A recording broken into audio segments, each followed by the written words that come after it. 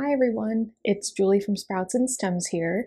In today's video, I'm going to be putting together a terrarium, so it's just going to be a little fun DIY project. Also quick, before I get started, I just wanted to let you all know that my Ko-fi page, which is where the platform where I host my monthly membership for exclusive content, starting in 2023, the new year, I'm going to be raising the monthly membership price from $5 to $7. So the price increase will be for new members after the start of 2023. So if you get in now in these last few weeks of 2022, you'll keep the $5 a month membership price for exclusive content.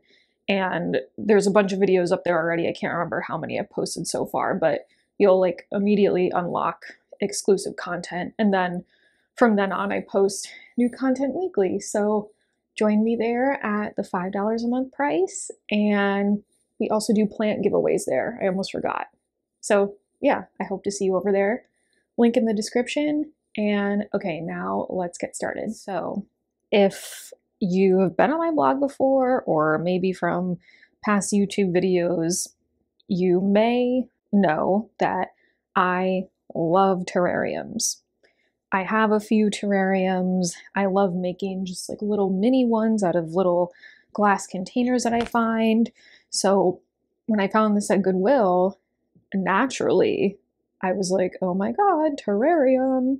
I can't remember the price now, but this was definitely less than $5.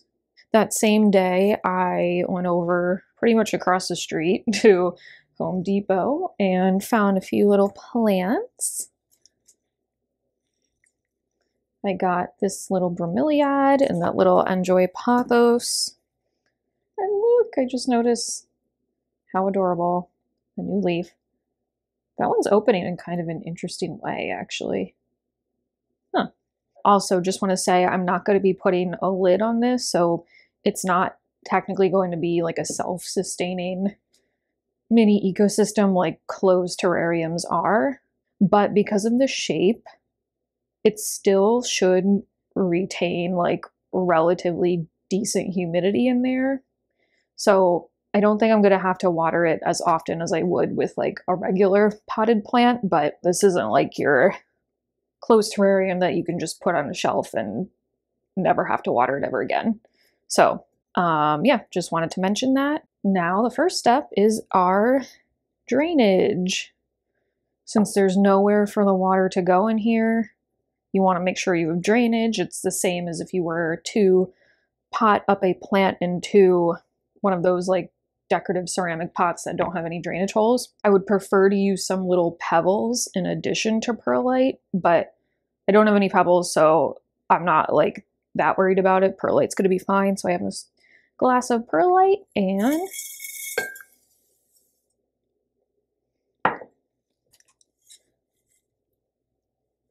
all right, and I want to do a little more. And that should be good. Especially because these are moisture-loving plants, so they're not going to die if you overwater it once. Our next layer is charcoal, and charcoal, I always say this whenever I do a terrarium tutorial, charcoal is extremely important. Even though this isn't a closed terrarium, I'm still going to do it because it's not going to hurt anything to put charcoal in there. So for closed terrariums, charcoal is absolutely vital because a closed terrarium is a sealed, wet, warm container. And yeah, that all sounds gross, and honestly, that's because it kind of is. If you don't keep things fresh with some charcoal, things are going to get gross and smelly in there. So charcoal is very important for closed terrariums to basically just keep everything clean and fresh. I'm still going to put it in here, even though this is open. It still is only going to benefit the plants. It's not going to do anything bad.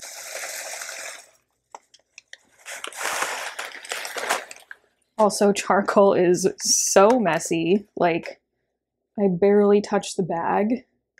And look at that. So do not wear your nice white new blouse when you're working with charcoal. in case, in case you were considering that, don't.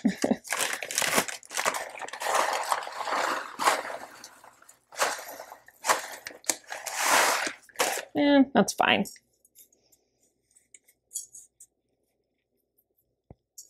I also like how it looks with the white of the perlite, like the contrast. I think that's going to make for a nice, it's kind of like sand art.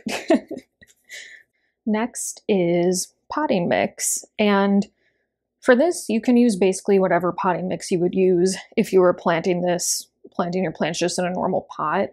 You don't really need anything special. You could just use a bag of just potting mix. So I'm going to put one just like initial layer. So I don't want to fill this up too high. And I kind of feel like I already filled it up too high with the perlite and all that, but that's fine. These plants are really low maintenance and easy growers.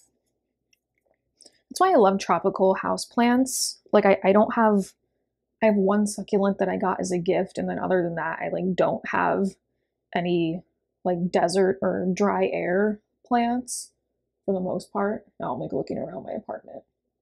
Yeah, I love tropical houseplants because you can literally just like throw them in a container and they'll thrive. So what I'm gonna do, I think that's like good. That's what I'm gonna do right now. Then I'm going to position these plants in here how I want them. And then I'll kind of maybe like build it up a little bit more, potting mix if needed around them. And I watered these yesterday, so they'll come out really easily and they won't be too shocked to have their roots messed with. Okay, and now that I'm thinking about it, I might have said at the beginning that this was an enjoy pothos. I keep getting that wrong. I always confuse enjoy and pearls and jade. This is a pearls and jade pothos. It looks similar to the enjoy, but the enjoy pothos doesn't have like the speckled irrigation that looks kind of like paint flicks. So this is the pearls and jade pothos. And just to shimmy that out, roots look very nice. If these are separate plants, maybe I'll separate that a little bit. See, this is what I thought was going to happen. You know what? Because I know this is like a chill plant and it's not going to be too mad at me where I put it, I'm going to just dig like right to the bottom and just plop it right on the bottom.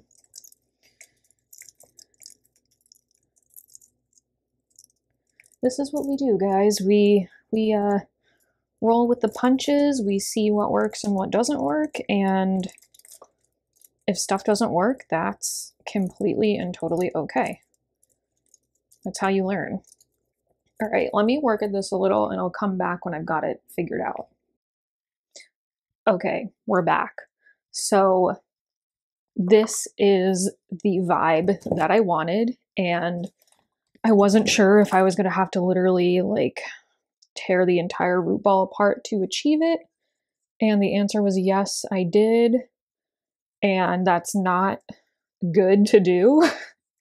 Don't do that to your plants. But pothos are so chill. They're like the chillest plants ever. So I'm sure this one will be like temporarily angry at me, but I'm confident that it's gonna adjust and be just fine. So I've got a little kind of like half perimeter going. Let me lift you up so you can see. And now this guy I always knew was going to be kind of a challenge, but I still just wanted to try with him because he's going to be a really cool like statement plant in here. What I'm thinking is maybe I'll build a little mountain, a mini mountain in there, and have him kind of like this, and then he'll be like sticking up and out.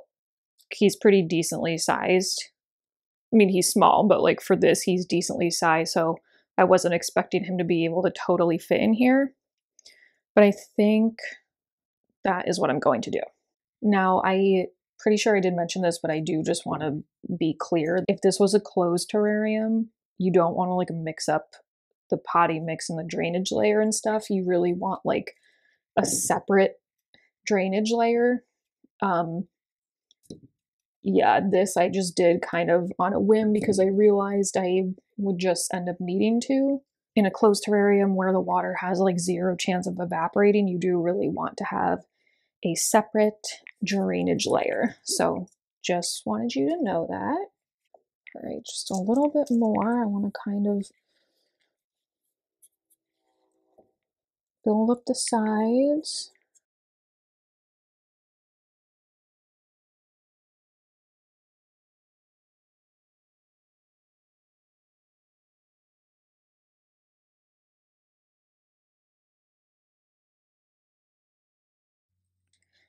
Okay, so that took a little bit more finagling than I thought it might, but that is okay. So I had it, when I first put it in, it was like kind of really sticking out, and then it wasn't enough sticking out. And you know, I think I like this amount of sticky outy. Yeah, I want it to be like relatively contained, but I also kind of like the look of a little bit of craziness where it's like, oh, and I'm just using, guys, if you get chopsticks, like leftover chopsticks from an Asian restaurant, I'm telling you, there's no better plant tool for just like many plant related things than chopsticks. They are super handy. But yeah, so I'm just using these chopsticks to kind of rearrange some things. Let's see, I'm sure I probably will do a little more rearranging like that. I would love for you to be flipped in the way that you're supposed to be facing. Oh wait, is that the way it's supposed to be facing? No. I want to flip you this way. Some of the leaves are kind of up against the glass. I almost said grass. But it's all going to work itself out. The roots will adjust to this new growing situation. Might be a little bit unhappy, some of these leaves, after the first few days, but then it should be fine. Yeah, so I think I'm going to leave it at that, put it down for a little, and then maybe come back later and look at it. I'm going to pour just a small amount of water in it. Now, again, another closed terrarium tip. If this is closed, you do not want to be pouring water in it. If you see water pooling at the bottom of your closed terrarium, that is way too much water. You need to open the lid and let it dry out for a little while. This isn't closed, as I've stated many times. So pouring just a little bit, just to get it up a little bit more moist is okay, because it will eventually evaporate out of here. And I'm not going to do too much. I think I'm just going to start with that for now. And yeah, okay, so I'm going to clean this up a little bit so I can give you guys a nice final shot of everything. Okay, so here is a final shot. I did a little bit more readjusting of some of the leaves using my handy dandy chopstick. It's so pretty, guys. If I do say so myself, it is absolutely gorgeous. This is like one of my favorite things to do. Probably my favorite plant thing to do, and one of my favorite, I guess, like niche hobbies, you could say, terrarium making with vintage cool containers. I love it. It's so cool. It's so beautiful. Sorry for the noise. I hope that's not too loud. If it is, I will try to get rid of it when I edit this. And that's from the other side. I love it. I'm obsessed. I hope you guys are too. I'll put links to some terrarium materials, like potting mix and stuff. Obviously, this was a secondhand find, but I'll link to what I can.